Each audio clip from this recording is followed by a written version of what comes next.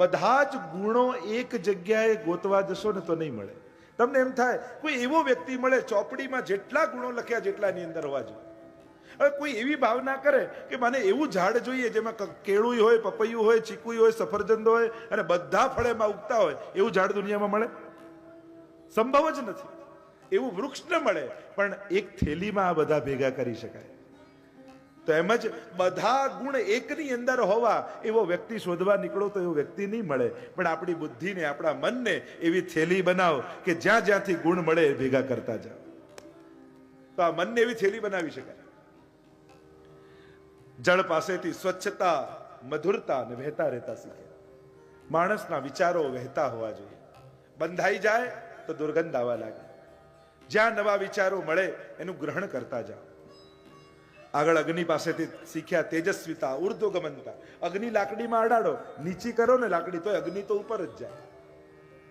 અગ્નિ ઉપર જાય, એ નીચે નથી જતી. સંજોગો ભલે નબળા થાય પણ માણસે વિચારો નબળા નહીં કરવા. પરિસ્થિતિ બધી એક સમાન દર વખતે રહેતી નથી.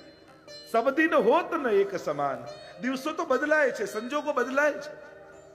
સંજોગો ભલે નબળા થાય, માણસે વિચાર નબળા નહીં કરે. કારણ કે જીવનમાં શાંતિ માટે જ્યાં સુધી વિચારોની ઊંચાઈ નહીં પામો ત્યાં સુધી જીવનમાં શાંતિ નહીં પ્રગટે. એકવાર એક ગીધ આકાશમાં ઉડતું હતું ને છેક ઊંચે ટોચમાં બેસી ગયું વૃક્ષ ઉપર. એમ થયું કે શાંતિથી બેસું, શાંતિથી બેસી ગયું. એક સસલાએ જોયું કે આ ગીધ કેવું શાંતિથી બેઠું છે, લાવ હું શાંતિથી બેસું. ઝાડ નીચે આવીને બેસી ગયું. એટલામાં એક શિયાળ આવ્યું ને એને મોઢામાં પકડ્યું સસલાને. અને પેલા સસલાએ પ્રશ્ન કર્યો કે પેલો ગીધ શાંતિથી બેઠું છે, એને કોઈ હેરાન નથી કરતું, અને મને મારવા બેઠા છે, આવું કેમ? ત્યારે શિયાળે કહ્યું કે શાંતિ માટે ઊંચાઈ જોઈએ. ઊંચાઈ વગર જીવનમાં શાંતિ ના આવે. વિચારોની, વ્યવહારની, ઉચ્ચારની, આ બધા પ્રકારની ઊંચાઈ આવે. જ્યાં સુધી સમજની ઊંચાઈ પર નહીં બેસો ત્યાં સુધી જીવનમાં શાંતિ અને સુખ પ્રગટ નહીં થાય. એટલે આ મનની ઊંચાઈ પામવી પડે.